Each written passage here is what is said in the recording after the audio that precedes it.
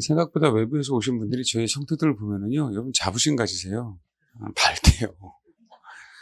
원래 못 사는 나라가 행복 지수가 높아요. 참 신기하죠? 그죠? 참, 고맙지 않습니까? 밝아서. 예. 감사드립니다. 오시는 분마다 성도들 되게 밝다고. 그래서 너무 그 얘기 들 때문에 너무 감사했습니다.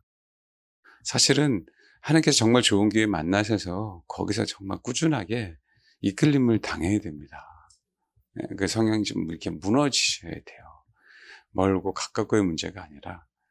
그게 사실은 결국 하나님 나를 이끌어 가시는데 내 속에 있는 흑암이 나를 사실 방해하는 부분들이 그런 현상으로도 많이 나타난단 말이에요. 그래서 그 부분들을 정말 잘 이기셨으면 좋겠어요. 어느 교회를 가시더라도 그것이 이단이 아니라고 한다면 정말 뿌리 박아서 거기서 한 덩어리가 되는 게 신앙의 목표가 되셔야 돼요. 좋은 교회의 목표가 되는 게 아니라 내가 어떻게든 나라고 하는 본성을 죽여서 난 한 덩어리가 되겠다. 그게 더 신앙의 목표가 되는데 우리는 좋은 교회를 자꾸 찾으니까 또 입맛에 안 맞으면 더 좋은 게, 입맛에 안 맞으면 더 좋은 게, 이거는 사실 우리 신앙인으로서 굉장히 문제가 돼요.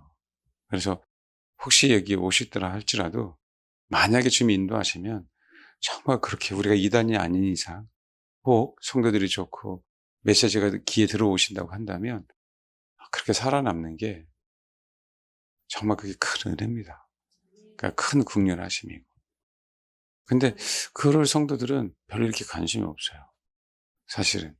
사실은 제가 설교했지만 제 설교 내용이 중요한 게 아니라 아버지의 긍휼이 우리 인생에서 너무 소중하거든요. 근데 성도들에게 너무 관심이 없어요. 정말 관심이 없어요. 뭔가 자극적이고 뭔가 눈에 보이고 그렇잖아요. 그런 거에 관심이 있지. 주님 자신, 그 주님 중심에서 나오는 그 긍휼하심에 대한 부분들은 별로 관심이 없어서 사실 목회자 입장에서 그러면서 굉장히 속상합니다. 사실은. 어떤 현상을 자꾸 추구하게 되고 어떤 느껴야 되는 부분들이 아니고요. 아버지의 긍휼하심 이게 우리 인생에서 너무 소중합니다. 예, 예, 느끼지 않아도요. 그래야 우리가 오래 가고요. 그래야 우리가 꾸준하고요. 그래야 우리가 이겨내요. 예, 그러길 바랍니다. 그러니까 예를 들면 어느 분이 저기 제가 금요일 날 말씀드렸죠. 뭔가 어떤 영적인 변화가 일어날 때 우리 안에 육체 안에서도 뭔가 큰 아픔이 일어나는 경우가 있어요. 뭔가 하나님이 나를 변화시킬 때 그런 현상들이 나타나요. 그래서 여러분 그냥 감기인데 감기인데도 불구하고 뭔가 내가 감기를 앓고 나면 다를 때보다 굉장히 개운할 때가 있는 상황들이 있을 때가 있어요. 그게 좀 다를 때. 그때는 항상 하나님께서 내 안에 내 혼을 작업하시는 일들이거든요. 그래서 그런 상황들을 겪고 나면 굉장히 상쾌합니다. 그리고 달라져 있어요. 그런 상황들이 있을 때 그거는 그 흐름대로 정말 아멘하고 같이 가야 돼요. 그 흐름대로. 그러면 열매가 나타나기 시작합니다. 그러니까 어느 분이 그 설교를 듣고 그 설교가 확 들어왔었대요. 제가 집사님이라고 얘기 안 하는데 확 들어와 갖고 그러나서 그날 저녁에 죽는 줄 알고 119 부르고 배 아프고 또 그러면서 막 119는 그래도 걸어갈 만하니까 데려가지는 않고 가까운 병원만 소개해 주고 하면서 죽는 줄 알았다 그러거든요. 근데 그 설교를 들으면서 마음에 확 품었다는 거죠. 품었는데 그날 저녁에 그런 현상이 나타난 거예요. 그런데 특별하게 어떤 현상들이 나타나지 않을 때도 있고요. 아니면 그걸 통해서 그 아픔이 치유되게 하시는 어떤 부분들도 있곤 해요. 그리고 또 드러나게 하셔서 치유되게 하시는 부분들도 있고. 근데 그래서 하나님께서 우리에게 십자가라는 어떤 고통을 주실 때에는 우리가 사실은 알든 모르든 한 단계 영적으로 성장할 때가 굉장히 많아요. 그래서 믿음의 사람들, 특히 잔느기용 같은 사람들은요, 그 영적인 사실은 원리를 알기에 십자가를 지는 거예요, 자꾸. 믿음으로요. 좀 이해하십니까? 우리는 그 고통이 되게 싫잖아요. 근데 정말 주님을 순수하게 사모하는 영혼들은요, 사실 그 맛을 알아요. 근데 그 맛이 잘못되니까 고해가 되는 거예요. 고해가. 그러니까 자해가 되는 거. 자기 스스로 자기를 해롭게 하는 거. 근데 그게 아니라 정말 주님을 사모해서 주를 알기에 주님께서 우리에게 십자가라는 고통을 경험하게 하시거든요. 그건 다르죠. 그러니까 이거 다른 차원들이에요, 다른 차원. 그래서 십자가가 고통이 두려운 게 아니라 그것은 진짜 우리를 향한 하나님의 큰 은혜를 베풀기 위해서 하나님께서 허락하신 고난이란 말이에요. 그래서 고난당하는 게 우리에게 유익이 된다는 얘기가 그 얘기예요. 주님과 제일 많이 가까이 쓸 수 있는. 그리고 인간은요, 육체의 고통이 따라가지 않으면요, 회개가 안 됩니다. 그 아팠을 때 목사님이 하여간 각종 회개를 다 했다고 얘기를 해요. 그 내용은 모르겠지만. 실제로. 왜냐면 내가 그냥 입으로만 대고 나는 정신적으로 할 수 있을 것 같은 어떤 그런 부분들. 왜 애들을 위해서 내가 뭐라고? 애들을 위해서 하나님 내가 죽겠습니다라고 했는데 그게 거짓말인 게 이제 그때 드러나는 거예요. 예, 그게 그냥 내 생각이고 내 마음대로 한 거지. 내가 아파 보니까 그것도 회개가 되더라. 진짜 맞아요? 그것도 회개가 되더래요. 그래서 남편에서 내가 죽겠습니다. 그 거짓말이니까 기도 그렇게 하지 마시라고. 그러면서 이제 하나님께서 내 실체를 보여주시는 거예요, 자꾸. 그게 완벽하게 그 하나로 끝나는 게 아니라 정말 주를 사모하는 사람들의 어떤 영적인 이제 원리를 알기 시작하면 그래서 그 길을 가는 거예요, 그 맛에. 여러분하고는 전혀 상관이 없잖아요. 그 맛을 보고 싶지 않으니까. 여러분, 6월절날 쓴나물을 먹었어요. 무교병을 먹은 게 아니라 유교병을 먹은 게 아니라 무교병을 먹었고요. 그 맛을 아는 거죠. 그래서 우리가 고난 당해야 되는 거예요. 그래야 주님 앞에 더욱더 가까이 가는 겁니다. 그 과정 속에서 우리가 제가 얘기하는 하나님을 추구하는 가운데 있어서 내 육신을 그렇게 다루셔서 아프게 하는 경우가 있다. 맨날 또 내가 아프면 그런다고 하지 마시고 그건 보면 알아요. 그래서 열매가 나타납니다. 그 이후에. 한 단계 한 단계 그 성장하는 그런 과정들이 분명하게 있어요. 많은 수는요, 회개하셔야 됩니다. 많은 수는. 그래서 내가 잘못 살았거나 잘못 자세를 가지고 있거나 습관이 다르거나 그런 거는. 근데 그 또한 그것도 합쳐서 사용하시는 거예요. 예. 그것을 버리게 하시는 거죠. 예. 오전에 요한복음 6장 얘기하면서 다시 한번 좀 잘 이해가 안 간다라고 좀 말씀하시는 분이 계셔서 사실은 제가 이거 요한복음 6장 할 때 사실 고민을 했어요.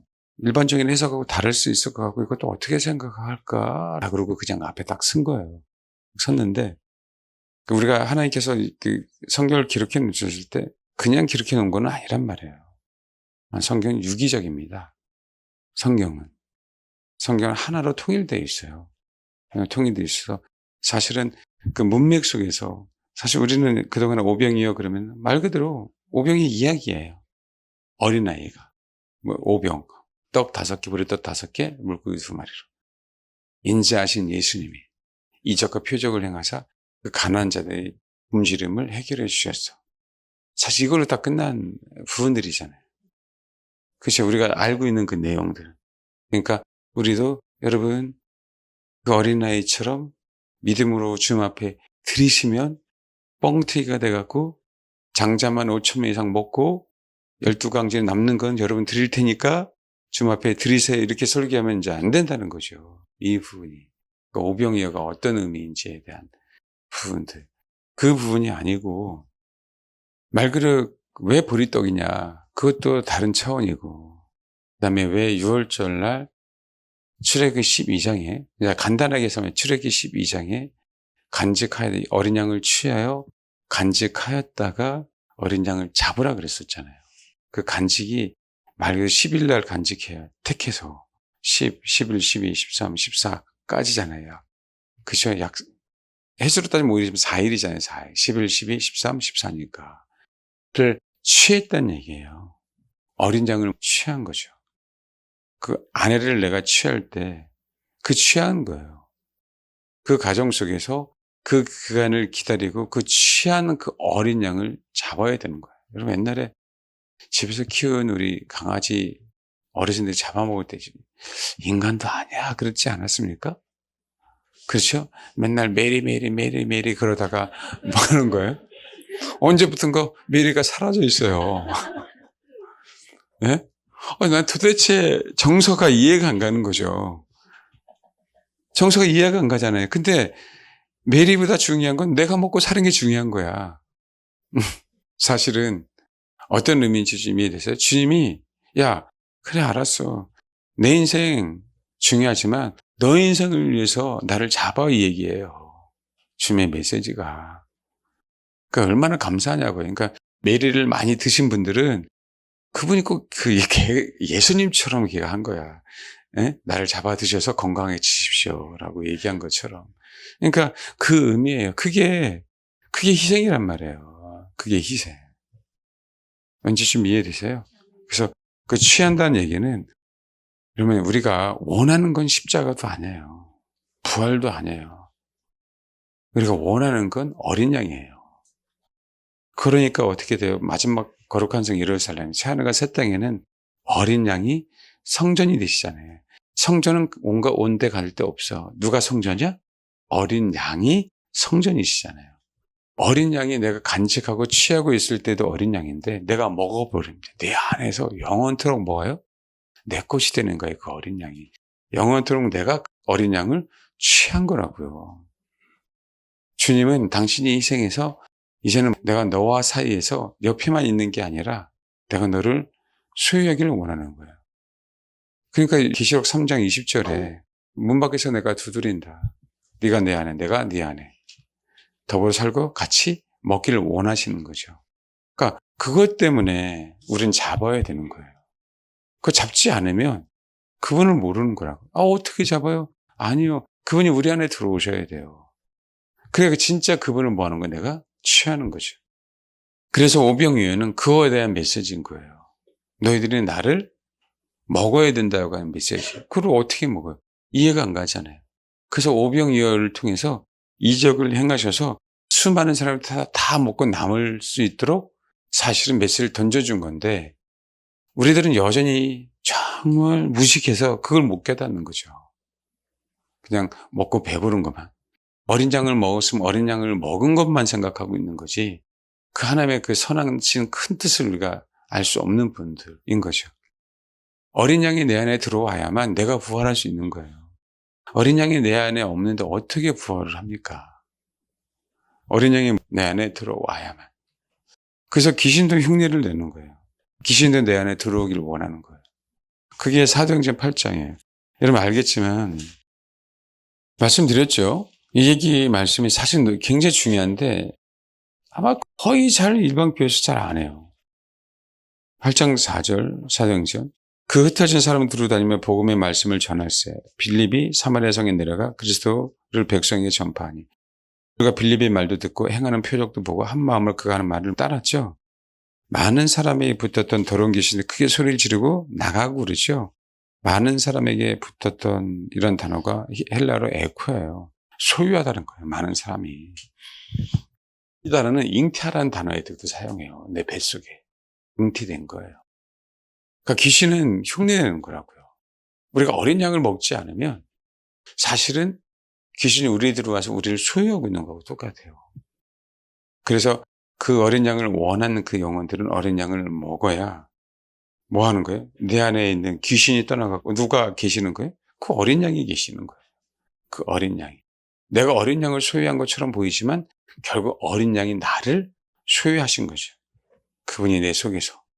그래서 그분이 우리를 뭐 하는 거예요? 부활할 수 있도록 만드시는 겁니다. 이게 신앙이라고요. 그래서 6월절의 과정이 그런 과정이 있단 말이에요. 근데 그거를 이런 얘기를 못 하죠. 그리고 요한복음 6장만 상황만 큰 흐름 속에 상황만 쭉 보십시오. 요한복음 6장만 봐도요. 그냥 주님이 그냥 오병이어 하려고 이 말씀을 하신 게 아니라니까요. 집에 가서도 요한복음 6장을 쭉 가면 그 흐름이 지금 어떻게 가나. 흐름이. 결국은 누가 생명의 떡이다? 내가. 너희들은 나를 먹고 마셔야 돼. 그러니까 이게 도대체 이해가 안 가잖아요. 그 하시는 말씀이 결국 뭐였어요? 야, 마지막 때 내가 너를 살리려고. 알겠어요? 다시 뭐라고요? 살게 하려고. 그게 부활 아니에요? 그런데도 이거 이해 못하니까 많은 제자들이 떠났어요, 안 떠났어요? 떠났잖아요. 그리고 얘기했잖아요. 살리는 것은 영이다. 육은 무익해. 부활체는 영체잖아요, 영체. 제가 산발적으로 얘기하면서. 그러면서도 봐봐요. 66절에 그때부터 그의 제자 중에서 많은 사람이 떠나가고 다시 그와 함께 다니지 아니하더라. 그러니까 12 제자에게 얘기하는 거죠. 베드로가 얘기했잖아요. 대답하 주여 영생의 말씀이 주께 있사오니 우리가 누구에게로 가오리까? 누구에게 가요? 우리는 주님에게만 가겠다는 거예요. 그러니까 결국은 이 얘기는 뭐예요? 저는 나를 간직해 나를 취해야 돼. 나를. 그 4일간의 간직하면서 흠이 있는지 없는지 봐. 어린 양 흠이 있어요? 없어요? 없어요. 예수 그리스도는 흠이 있어요? 없어요? 없어요. 그 흠이 없는 어린 양을 너희는 뭐 해야 되는 거예요?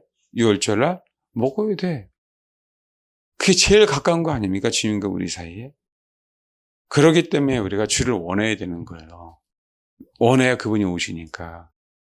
그래서 우리 그분이 오셔서 그분을 경험하려고 하는 게 아니라 결국 그분이 우리를 부활시키니까. 할렐루야? 근데 우리는 자꾸 그걸 혼으로 판단하고 있으니까 이해가 안 가는 것이죠. 그러니까 어떻게 돼요? 결국은 여러분 여기 아셔야 돼요. 많은 사람이 떠나가고 그랬어요.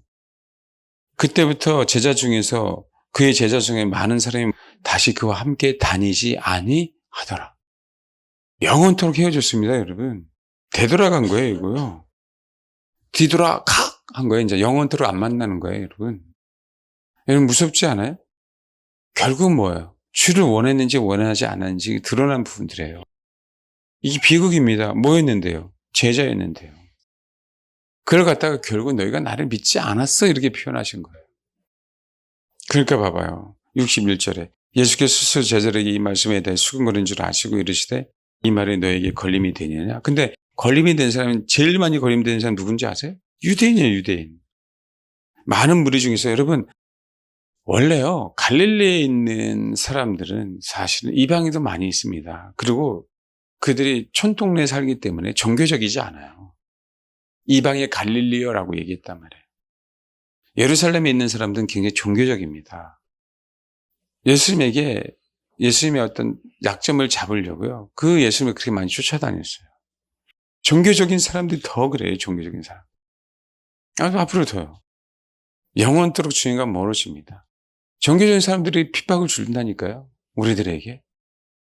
제가 그 종교성을 없애려고 예배 순서를 없앤 거예요. 이것도요, 우리가, 이게 다야라고 얘기하면 안 돼요. 근데 정말 그래요, 정말. 흐름을 막고 싶지 않았어요, 예배의 흐름을. 인간이. 제 목표 중에 하나가요, 예배 시간에. 그냥 자연스럽게. 찬양하고, 말씀 듣고, 그 말씀을 가지고 기도하고, 그리고 끝나고. 그잖아요. 끝나는 걸 맞춰줘야 되니까 우리는 좀 그래야 뭔가 끝났다라고 생각하잖아요. 점을 찍어줘야. 그래서 기도해 주는 거 보죠. 원래 그냥 내비둬도 돼요. 그렇게 할까요? 아니 그냥 내비둬도 된다고 그냥 기도하고 그냥 가셔도 돼. 근데 일찍 갈까 봐 제가 붙잡아 놓는 거야. 일찍 갈까 봐. 그러면 안 되니까. 안 그래요? 더 오래 계실 분, 예? 그 야간에 공부하실 분 남아도 돼요. 철회하실 분은 괜찮다고. 그러면 많은 사람이 다 떠나가고 다시 여기에 안 올까 봐 걱정이 되긴 하는데 아주 자연스럽게 정말 좋은 거예요. 예배는요. 순서 누가 드러나지 않고. 어쩔 수 없이 제가 말씀을 전해야 되니까 말씀을 앞에 쓰는 것 뿐이고 가끔 어떻게 오셨는지 그죠? 간증해야 그래서 그런 것 뿐이지 뭐 그게 아니잖아요. 정말 아주 심플한 게 흘러가는 대로 예배 드리는 게 가장 제일 좋습니다. 그러니까 우리 그런 거 있잖아요. 뭐 예배 시간에 헌금 바구니를 돌리는 것도 아니고 헌금을 내시든 안 내시든 나는 모르지만 주님은 아실 거 아니에요. 그건 중요하지 않잖아요. 없으면 없는 대로 있으면 있는 대로. 근데 봐봐요. 무서운 건 70절에 69절 문제 할까요? 우리가 주는 하나님의 거룩한 자이신 줄 믿고 알았다는 거죠. 주님이 택하셨어요. 택하시면 아는데도 불구하고 계속 주님을 믿었다는 얘기예요. 근데 봐봐요.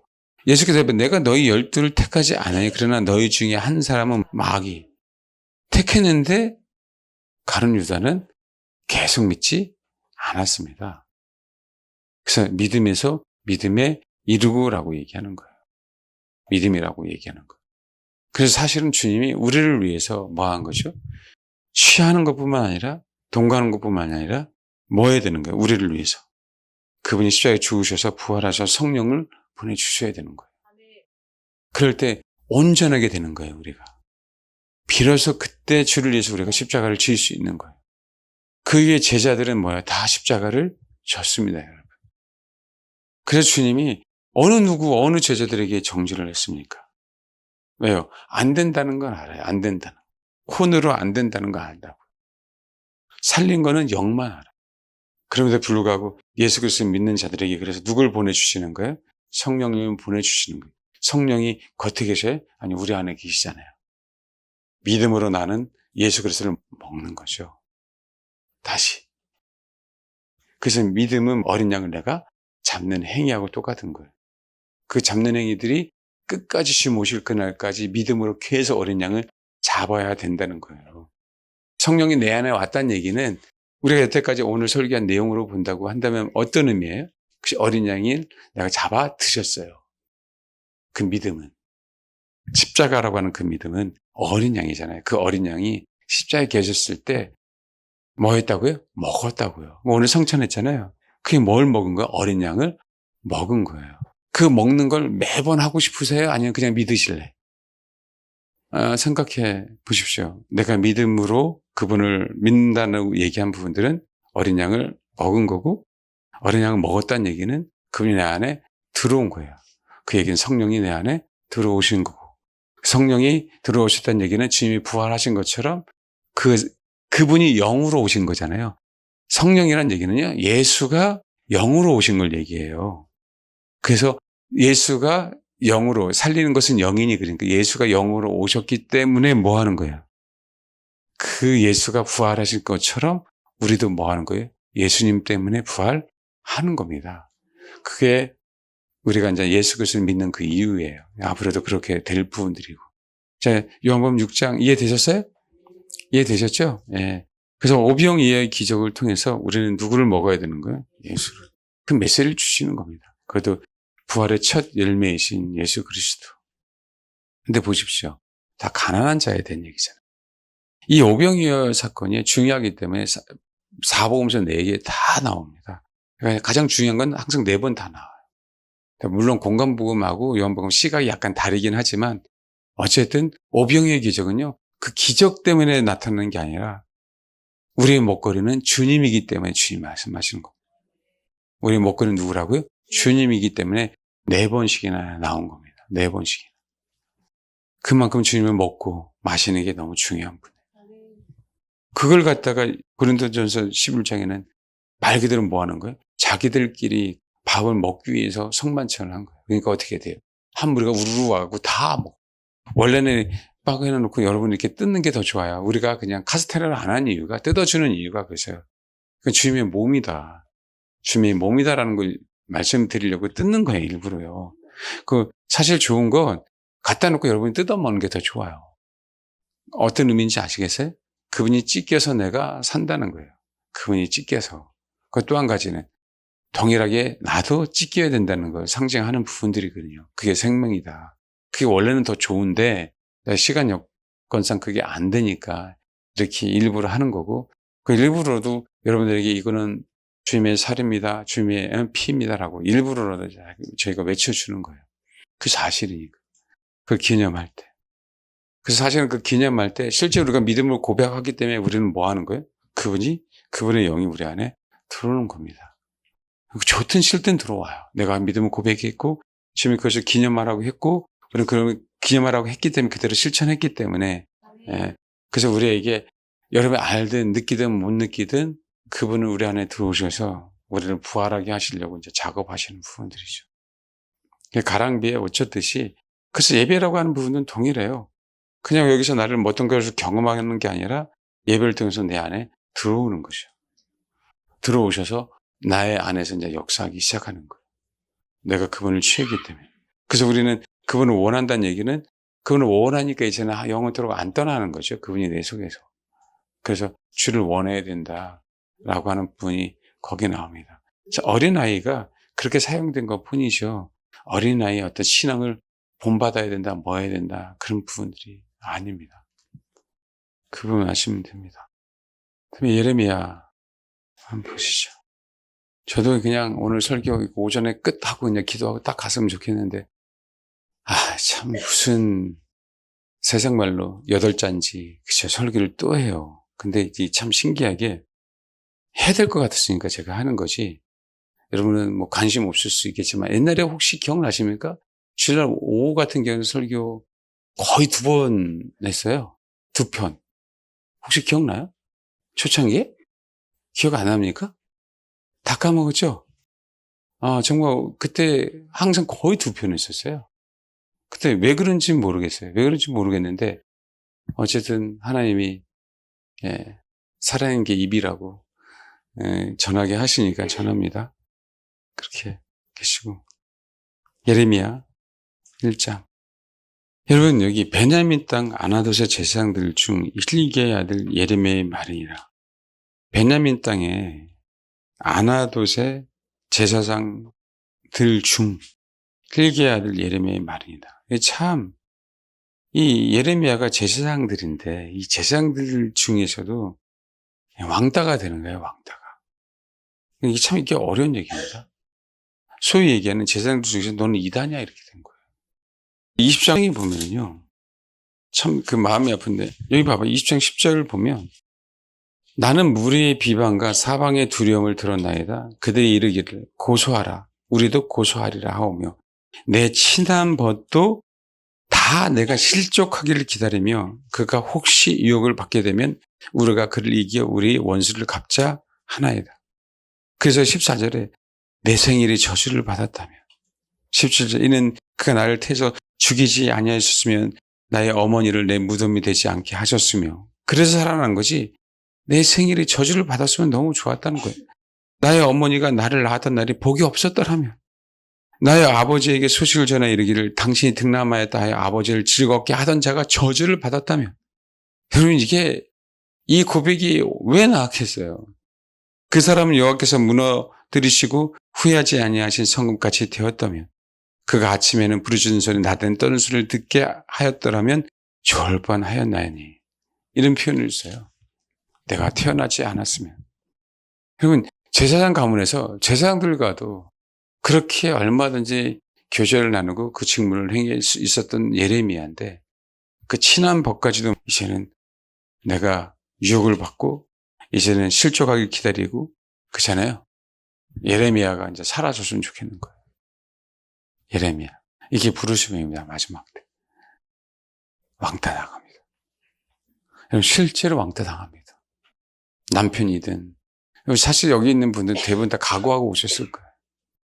식구들이든, 친한 동료들이든, 종교적으로 생활했다면 더더욱 왕따 당합니다.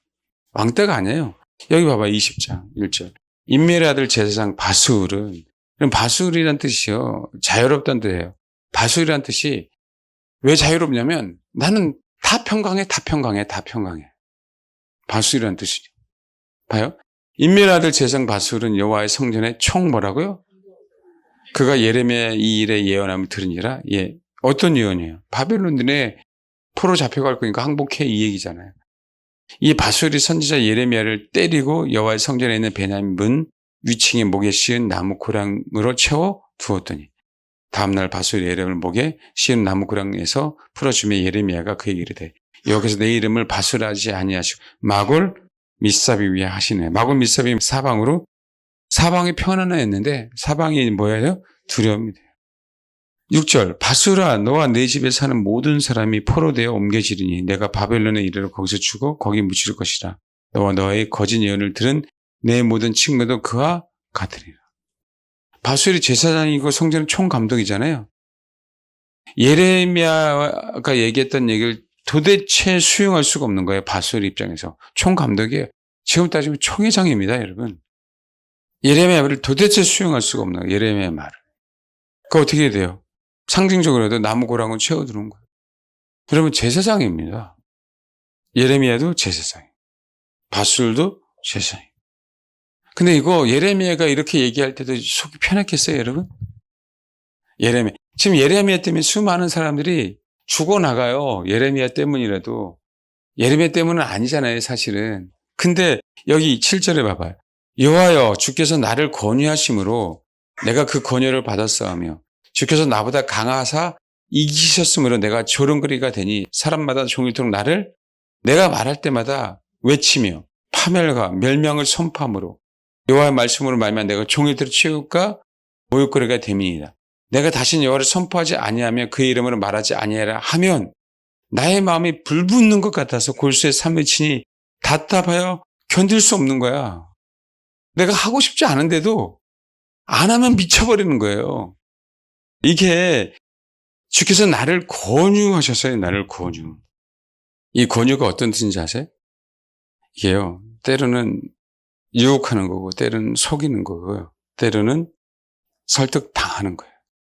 이 단어가 이런 의미로 쓰였어요. 여기서 설득당할 수밖에 없는 거예요. 주의 말씀에. 내가 그렇게 고집을 피워도 고집을 피울 수가 없는 거예요. 주의 말씀에. 그러니까 안 할 수가 없어요. 안 할 수가. 나는 아이야. 난 말 못해. 그런데 뭐라고 얘기해요? 까불지 마. 라고 얘기하는 것이요. 봐봐요. 1장 6절에. 내가 이르되 슬프로소다 주여야. 보소 나는 아이라 말할 줄 알지 못해요. 근데 여호와께서 이르시되 너는 아이라 말하지 마. 이게 우리 한국말이니까 그러시오. 야, 너 까불지 마. 너 아이 아니야. 너 내가 누구한테 보내든 진짜 까불지 말고 가서 얘기해. 어떤 거 명령하고 다 말해. 순화해서 그런 거죠. 순화해서. 근데 예레미야가 얼마나 말을 잘했습니까? 예레미야. 그러면 이게 그래서 예레미야 애가예요. 이 고통이. 예레미야는 자기를 위해서 울지 않았습니다. 그래서 못 따라가는 거예요, 우리가. 저도 못 따라가는 거예요. 내 죄를 우는 것도 울음이 잘 안 나와서 미치겠는데 내 죄가 아닌 그 영혼들의 죄, 민족들의 죄 이것 때문에 애가를 지어서 울 정도면 여러분 정말 이 시대는 못 따라갑니다. 선지자들에 대한. 그러니까 어디서 정말 함부로 선지자 할 수 있는 게 아니에요. 사도요? 여러분 사도처럼 여러분 사실 수 있을까요? 자기들끼리 무슨 사도라고 얘기해요. 사도는요 실질적으로 그분이 다 십자가를 줬습니다. 이거는 져봐야 아는 거예요. 말로만 하는 게 아니라 신앙은. 그들의 열매가 주를 위해서 고난을 당했고 그들의 열매가 십자가를 지셨어요. 유다를 누가 사도라 그러냐고요. 유다를. 가룟 유다를. 아니잖아요. 주를 위해서 십자가를 진 사람들 예수님의 제자에서가 아니에요. 예수님의 제자에서가 아니라 예수님이 가신 그 길을 갔기 때문에 제자이지만 그들이 뭐가 된 거예요? 그 사도가 된 거예요. 12사도가. 사도 바울이 그 삶을 살았기 때문에 사도가 되신 거라고. 왜 속사도가 계셔요? 사도처럼은 보이지 않지만 사도의 스승을 본받아서 삶은 거 아닙니까? 사도들, 자기들의 스승이 사도니까. 왜 교부들이 됐어요? 적어도 속사도들의 삶을 본받은 거 아닙니까? 우리는. 누구를 본받으려고 해요? 그런 거조차가 없는 시대가 됐어요. 이 시대에. 이 시대에. 내 영성. 진짜 저는 영성이라는 얘기 우리 성도들 얘기하면 안 됩니다. 자기만 생각하는 거죠. 그들은 다 복음을 위해서 희생했는데. 안 그렇습니까? 그거 아니에요, 여러분. 그리고요, 분명한 사실은, 오중직임이 있어, 오중직임이 있을 때, 저기 에베소에 가봐요. 제가 가끔 얘기하죠. 만물을 충만하게 하신 그 분이, 에베소 4장입니다. 만물을 충만하게 하신 그분이 10절에, 근데 11절. 그가 어떤 사람은 사도로, 어떤 사람은 목사와 교사로 삼으셨으니 택하신 거죠. 봐요. 이는 성도를 온전하게 하여 봉사의 일을 하게 하며 그리스도의 몸을 세우게 하려 하심이라. 여러분 분명하게 이 오중지임에 대한 주님의 부르심이 있다면요. 어떻게 해서든 성도를 온전하게 합니다. 목표가 이거예요. 목표가 자기 영성이 아니라니까요. 자기 지위를 내세우는 게 아니에요. 결국 그리스도의 몸을 세워야 되기 때문에 어떻게 지금 성도를 온전하게 하는데 매진합니다, 여러분. 이 열매가 나타날 때 그래 알아서 사도라고 인정해 줄게 이런 얘기를 하는 거죠. 그게 아닌 상황에서 자꾸 봐봐요. 그러니까 우리가 다 하나님의 아들을 믿는 것과 아는 일이 하나가 돼요. 여기서 나오죠. 믿는 것과 아는 일을 구분해 놨어요. 믿음에서 믿음으로. 안에 하나가 되어 온전한 사람이래요. 그리스도의 장성한 분량이 충만한 데까지 이르르니. 사도 바울은 뭐 얘기하는? 그리스도 몸을 세운다는 의미는. 이 의미 때문에 하나님께서 나에게 너에게 이런 오증직임을 허락하신 거야 라고 얘기한 거예요. 사실 사도 바울은요. 오증직임이 있는 분입니다. 사실 사도 바울이. 근데 사도 바울처럼 오증직임이 있는 사람이 거의 없습니다. 이 시대에는. 거의 없어요. 그래서 제가 여러분에게 말씀드리잖아요. 나는 다른 거 아니더라도 나는 목사로 충분하다. 목사로. 목양하는 걸로. 목사는 양들과 같이 다녀야 되니까. 제가 아무리 봐도요. 여러분 설교 제가 들어도 설교 들어서 제가 안 변화되더라고요. 여러분 봐봐요. 설교 들어서 변화됩니까? 너무 죄송한데 유명한 분이 오셨어. 부흥회를 해서. 뭔가 그 순간은 내가 뭔가 변화된 것 같고 그 순간은 뭔가 내가 뭔가 은혜를 받은 것 같아요. 근데 솔직히 작심삼일 아니에요? 솔직히 그래야 안 그래요? 사람의 변화는 보니까 어디 가서 예언받아서 그게 아니더라고요. 그렇죠? 맞죠? 죄송합니다. 좋든 싫든 여러분이 싫든 내가 싫든 여러분이 싫든 그럼 좋든 싫든 everybody 목사 같이 가야 돼. 목사 같이 뒹굴어야 돼요. 싫으세요? 때론 나도 싫을 때가 있어요. 때론 나도 싫을 때가 있다고. 근데 여러분 목사 뒹굴지 않으면요 안 변화돼요. 목사도 변화되지 않아요. 그 양들과 뒹굴지 않으면 일주일에 한 번 설교해서 사람도 안 변합니다. 나도 그러고 싶어요. 설교 25분 딱 여러분 집중력 있게 25분 딱 설교 마치고 싶어요. 근데 나도 지금 아빠 설득당했어요. 그래서 안 됩니다. 설득당해서. 옛날 초창기에 목사님 언제부터가 설교가 길어졌어요. 기도가 길어졌어요. 예배가 길어졌어요. 제가 안 들었는 줄 아세요? 그럴 때마다 안 들었죠. 양은 그럴 수 있다. 그럼 나는 당신을 변화시켜야 되니까. 정말 여러분 뒹굴어야 변화돼요. 목사도 뒹굴어야 돼요. 성도들과. 사실은 힘듭니다. 사실은 목사가. 진짜 목사 세상 말로 목사 노릇을 하는 건 정말 쉽지 않아요. 뒹굴어야 되니까요. 그래서 아시죠? 제가 항상 뒹굴 준비 추리닝 입고 있다는 거. 그래서 네? 정말에 여러분 목사는요. 험한 곳이든 푸른 초장이든 양들과 함께 항상 갑니다. 항상 가요. 항상. 수렁에 빠진 양도 건져 넣을 때 자기도 수렁에 때는 들어가야 돼요. 그래야 밑에 받쳐서 올리죠. 매번 목에만 걸고 이렇게 편하게 할 줄 알았죠. 아닙니다. 때로는 엉덩이도 받쳐서 올려드려야 돼요. 양들을. 그래서 저는 사실 목사 하나로 너무 감사해요. 때로는 힘들 때가 있지만. 근데 중요한 건 이 하나님께서 우리에게 오중직임 중에 하나라도 주셨다면 성도를 온전하게 하는가 하지 않는가를 봐야 되는 거예요. 온전하게 해야 됩니다. 뭔지 아시겠어요? 뭐라고요? 온전하게. 아시겠죠? 예레미야가 그러니까 이 사명을 모르는 거죠. 예레미야가 모르는 게 아니라 제사장들도 백성들도 다른 거짓 선지자들도 이 내용을 정말 알 수 없는 부분들이에요. 그때 봐봐요. 16절.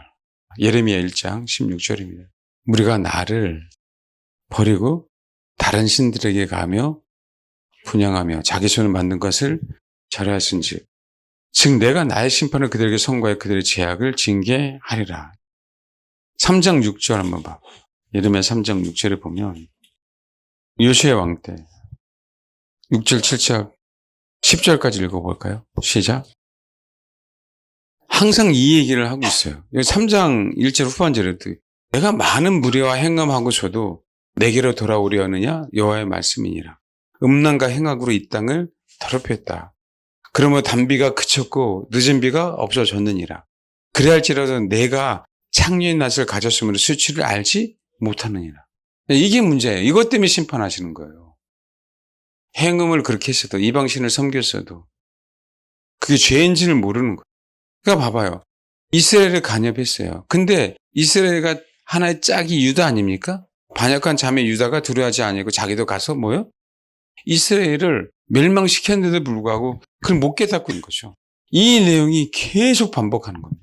그러니까 오죽하면 3장 14절에 여호와의 말씀이라 배역한 자식들아 돌아오라. 나는 너의 남편이에요. 20절 봐봐요. 그런데 이스라엘 족속이 마치 아내가 그 남편을 속이고 떠나감 같이 내가 확실히 나를 속였어요. 근데 그럼에도 불구하고요. 주님이 그래요.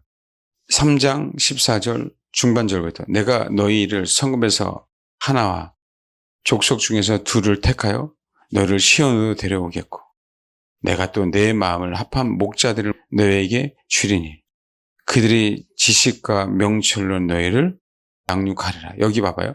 너희를 성읍에서 하나와 족속 중에서 둘을 택하여 그랬죠? 이게 취하다는 단어예요. 아까 출애기 12장에 취한 거.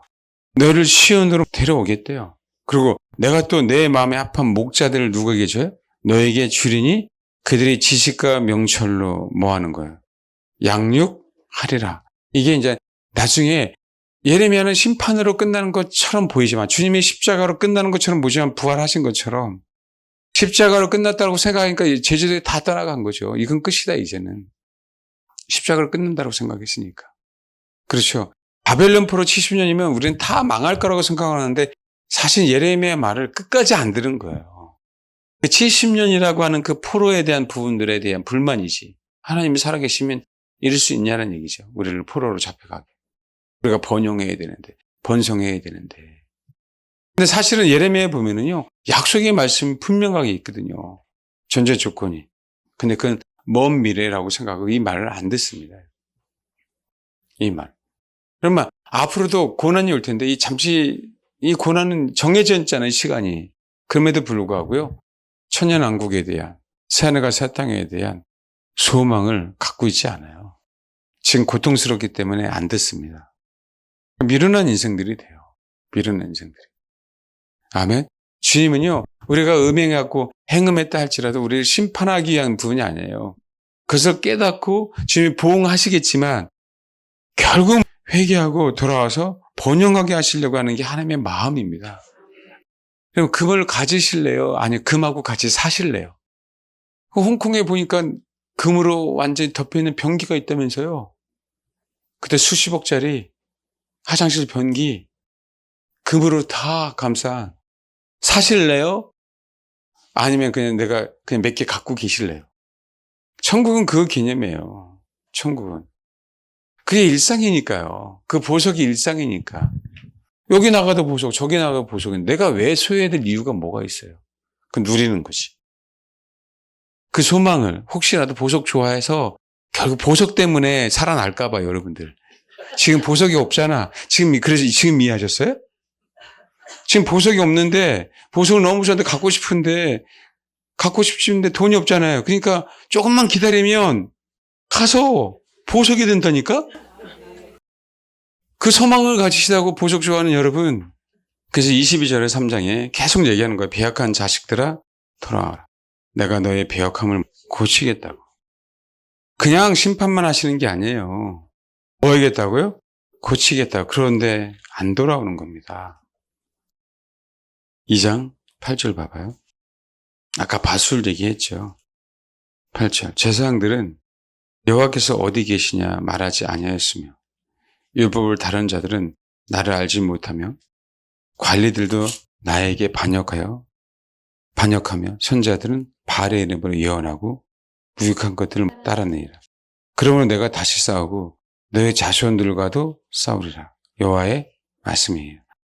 너희는 깃딤 섬들에 건너가 보며 게달에도 사람을 보내 이 같은 일이 있었는지를 자세히 살펴보라. 어느 나라가 그들의 신들을 신 아닌 것과 바꾼 일이 있느냐. 그러나 나의 백성은 그 영광을 무익한 것과 바꿔두라. 참 주님이 주님의 입으로 이럴 때마다 주님이 주님의 입으로 얘기할 때 정말 속상한 겁니다. 우리 그런 거 있잖아요. 좀 알아서 좀 깨달았으면 좋겠는데 이 도대체 못 깨달으니까 내가 정말 말할 수밖에 없는 그 상황에 벌어질 때 괜히 이건 뭐 그 치사하게, 그쵸. 내가 얘기 안 해도 좀 깨달았으면 좋겠는데 꼭 얘기해야만 알아들을 때. 제일 속상한 겁니다. 그래서 여기 한번 봐봐요. 너 하늘아 이 일로 말미암아 놀랄지어다. 심히 떨지어다. 두려워할지어다. 여호와의 말씀이니라. 13절 읽겠습니다. 시작. 주를 버리는 것도 악인데 자기 엉덩이를 파서 물을 구한 것도 악이에요. 주를 버린 것뿐만 아니라 이들은 지 스스로 물을 구하려고 웅덩이를 팠어요. 근데 터진 웅덩이에요. 그러니까 이들이 얘기하는 거예요. 계속적으로 이스라엘 백성 어디로 가기를 원하는 거예요? 애굽으로. 예레미야서를 읽어보면 바벨론 포로는 싫다. 우리는 어디로 갈 거야? 애굽으로. 애굽으로 간 영혼들 다 죽어요. 그 18절. 내가 시올의 물을 마시려고 애굽으로 가는 길에 있으면 어찌 됨이뇨. 시올이라는 얘기는 쭉 앞에 써 있죠. 그러니까 뭐예요? 나일이에요, 나일. 또 내가 그 강물을 마시려고 아수르 가는 길에 있으면 어찌 됨이냐. 내 약이 너를 징계하였고 내 반역이 너를 책망할 것이다. 내가 어입니다. 내 악이, 그 악이 너를 징계했대요. 주님이 아니라. 내 반역이 너를 책망할 것이라. 그래서 내 하나님 여호와를 버림과 내 속에 나를 경험이 없는 것이 악이요 고통인 줄 알라. 주 만군의 여호와 말씀. 내 하나님 여호와를 버렸어. 그리고 내 속에 나를 뭐 없어요? 경외함이 없어. 그러니까 어떻게? 나를 버렸는데 생수에 그는 나를 버린 것뿐만 아니라 나를 버리고 어떻게든지 꾸역꾸역 지혜가 자기 힘으로 살아보겠다는 거야. 자기 힘으로. 그것도 뭐예요? 악이에요. 근데 돼야 안 돼요? 안 돼요. 찾으려고 어디를 가요? 애굽으로 가봐라. 날강물이 아무리 많아도 먹을 물이 아니다. 유브라데 강이 아무리 그쵸? 내 마시고자 해도 마실 수 없을 거다라고 얘기하는 거예요. 그래서 시편 139편이죠. 이 찬양이 있어요. 그쵸? 주의 신을 내가 떠나 어디로 가오리까. 한번 읽어볼까요? 읽겠습니다. 시편 139편. 시작. 아멘. 유명하죠? 내가 주의 영을 떠나 어디로 가면 주의 앞에서 어디로 피합니까? 내가 하늘에 올라갈지라도 거기 계시며 수월에 내 자리를 펼지라도 거기 계시나니. 내가 새벽낙을 치며 바닷가에 거할 줄 알지라도 거기서도 주의 손이 나를 인도하시며 주의 오른손이 나를 붙으셔. 그러니까 인생은 하나님께서 우리를 만드셨잖아요. 그러니까 오죽하면 내 형질이 이르기 전에 주의 눈이 보셨고 나를 위해 정한 날이 하루도 되기 전에 주의 책에 다 기록되었다고. 그걸 알기에 우리가 어딜 가도 거기 계시고 내가 피해도 거기 가시고 우리의 주를 피할 수 없다는 걸 알기에. 아시겠죠? 그러기에 23절 하나님이여 나를 살피사 내 마음 아시며 나를 시험하사 내 뜻을 아옵소서. 내게 무슨 악한 행위가 있나 보시고 나를 영원한 길로 인도하소서. 그러잖아요. 이게 우리의 자세라고. 그런데 이렇게 이방신을 생기고 행음하면서도 불구하고 여전히 나는 안 그랬다라고 하는. 여전히. 그러니까 여러분 유다 말라기에 우리 느헤미야 다음에 말라기에서 보면 이런 내용이 나온 거예요. 말라기 한번 보세요. 1장. 여호와께서 말라기를 통하여 이스라엘에게 말씀하신 경고라. 여호와께서 이르시되 내가 너희를 사랑하였노라 하나 너희는 이르기를 주께서 어떻게 우리를 사랑하셨나이까? 나 여호와가 말하는 에서는 야곱의 형이 아니냐. 내가 그 야곱을 사랑하였고 에서는 미워하였으며 그 산들을 항폐하게 하였고 그 산업을 광야에 이르게 넘겼느니라. 에돔 말하기를 우리가 무너뜨림을 당하시나 항폐한 곳을 다시 쌓으라 하였거니와 나 만군의 여호와가 이르노라. 그들은 쌓을지 나는 하리라. 사람들이 그들 일컬어 악한 지역을 할 것이요 여호와의 영원한 진노를 받은 백성을 할 것이며 너희는 눈으로 보고 이르기를 여호와께서는 이스라엘 지역 밖에서 크시다. 여러분 애굽 사람들 버려버렸어요. 장자를 다 죽였다고 이스라엘 백성들 때문에. 근데 나를 어떻게 사랑하셨어요? 라고 얘기하는 거예요. 나는 도대체 이해가 안 가는데 사랑을 좀 보여주세요 라고 하는 거예요. 그 사랑을 안 보여주니까 나는 행음하는 거예요 라고 얘기하는 거예요. 이스라엘 백성이 따지는 게 이해하셨어요?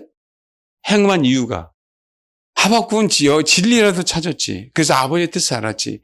대부분의 이스라엘 백성들은 자기 뜻대로 하나님 안 해주셨잖아요. 안 해주시니까 봐요. 이방인들 얼마나 부자야. 예? 다산의 신을 섬기잖아요. 축복의 신을 섬기잖아요.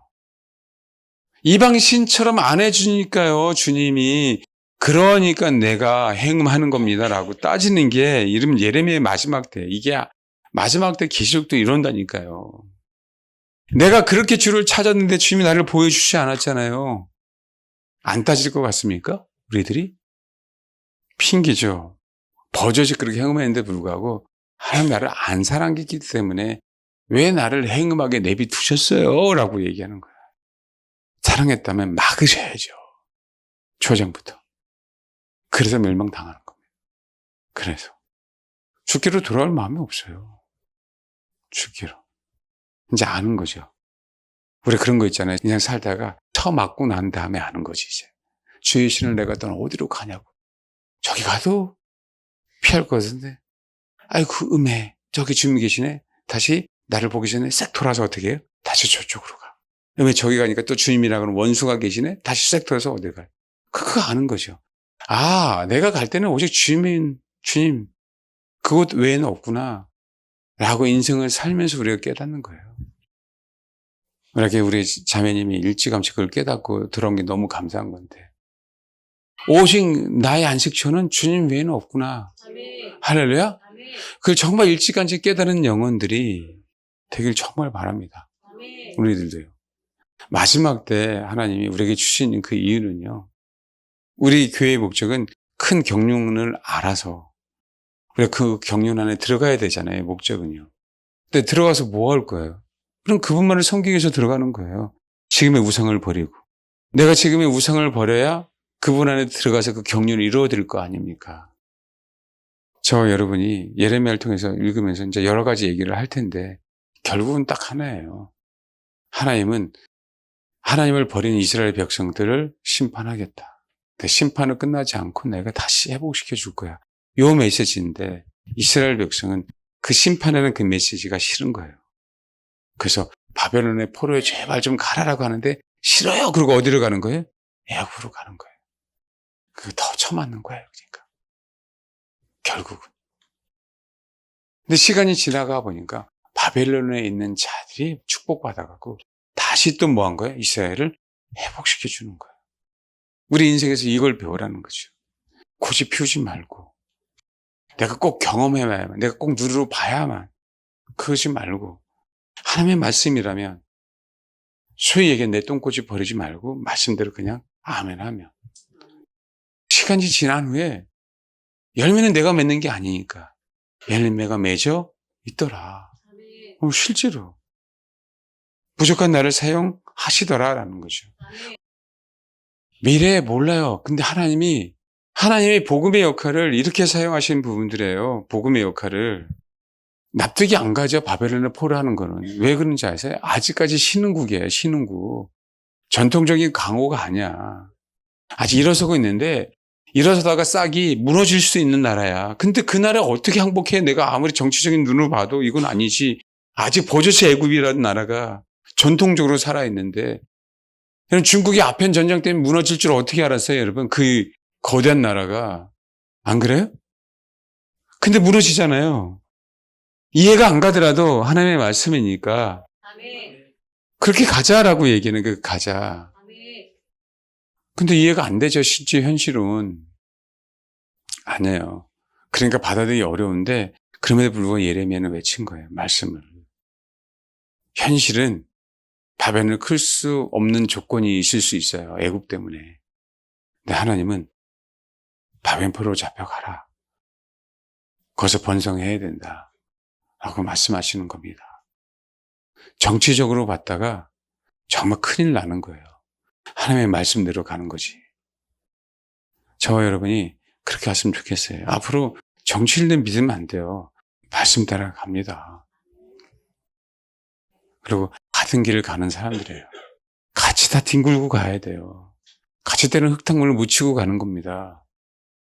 근데 그게 한 덩어리가 되는 거예요. 우리 그런 거 있잖아요. 유격 훈련 받고 나면 뭔가 그 수료한 사람들의 어떤 그 동지애라고 있잖아요. 그렇죠? 그것처럼 우리 신앙은 그렇게 가야 되는 거예요. 마지막 때.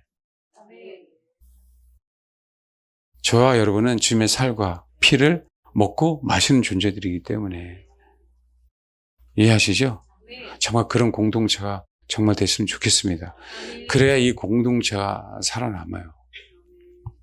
아시겠죠? 예. 예레미야를 통해서 마지막 유다 말기를 통해서 저와 여러분들이 더 심령이 넓어지는 것뿐만 아니라 하나님의 경륜이 확 더 들어왔으면 좋겠어요. 알겠죠? 지금이 아니라 아주 더 멀리 봤으면 좋겠어요. 이사야 때 이사야가 보는 눈처럼 아주 멀리. 이사야는요, 바벨론에 대한 예언도 해요. 말씀드렸죠. 이사야는 멀리 봤어요. 예레미야는 깊이 들어갔어요. 부르심이 다릅니다. 영혼을 향한 깊음. 그러나 우리는 하나님의 말씀을 가지고 멀리 봐서 우리가 그 위치에 분명하게 있어야 돼. 그런데 그 심령이 복음이 내 안에 깊이 들어오지 않으면 그 가능성은 뭐한 거예요? 적어요. 저와 여러분이 꼭 마지막 때 그렇게 승리하길 바랍니다. 네, 기도하겠습니다.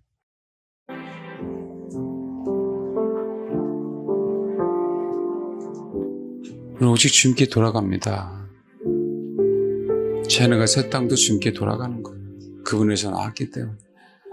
그분의 갈빗뼈에서 나왔기 때문에. 그래서 더더욱 주님이 애타게 찾는 거예요. 행음하지 말아라. 내가 너의 남편이야. 내가 너의 남편이다. 내가 생수의 근원이다. 스스로 어떤 것을 팔려고 해도 되지 않는다. 그러면 너희들이 영원히 살 거야. 그 언약을 누리면서. 그래서 주님께로만 달려가길 바랍니다. 그 주님만 사랑하길 바랍니다. 이 시간 정말 그렇게 기도해 주시길 바랍니다. 네, 기도하겠습니다.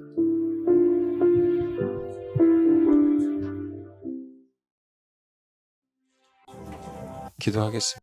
하나님, 감사합니다. 주님이 내 모든 것을 지으셔서 너무 감사합니다. 우리가 행음했는데도 불구하고 여전히 우리를 기다려주신 주님 너무 감사합니다. 버리지 아니하시고 기다려주신 주님, 버리지 아니하시고 기필코 찾아내시는 주님, 너무 감사를 드립니다.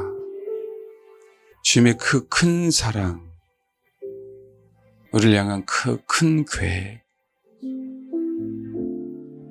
정말 다 알 수 없습니다. 그래서 주님, 느낄 수 없고 깨달을 수 없기에 어린 당 대신 그 예수 그리스도를 먹겠습니다. 예수님의 살을, 예수님의 피를 날마다 먹게 하옵소서. 나를 지으신 그분이 내 안에서 역사할 수 있도록 내가 부지런히 주의 말씀을 먹고 부지런히 주를 구하겠습니다. 내 영 안에서 살아 역사하시며 나를 하나님의 계획 속에 밀어넣을 수 있도록 그 성령이 나를 하나님의 경륜 가운데 들어갈 수 있게 하도록 더더욱 그 생명의 양식을 먹겠습니다. 아버지, 입을 벌리겠사오니 먹여주시고 마시게 하옵소서. 더 주를 사모하고 덜 추구하는 영혼 가운데 더 많은 것을, 더 많은 진리를, 더 순결한 것을, 더 거룩한 것을 먹을 수 있는 기회를 주시고 성소 안에 그 진설병이 날마다 우리의 양식이 될 수 있도록 하나님, 그런 은혜, 그런 축복을 허락하여 주옵소서. 감사드립니다. 우리는 여전히 부족하지만 그래도 주를 추구하게 하신 거 감사합니다. 여전히 죄인이지만 내 중심에 주를 찾게 하신 거 감사드립니다. 이제는 그것뿐만 아니라 생명의 양식을, 더 많은 생명의 양식, 더 거룩한 생명의 양식을 먹겠사오니 그 피를 마시겠사오니 하나님 그 은혜를 허락하여 주옵소서. 감사드립니다. 감사드리며 예수님의 이름으로 기도합니다. 아멘.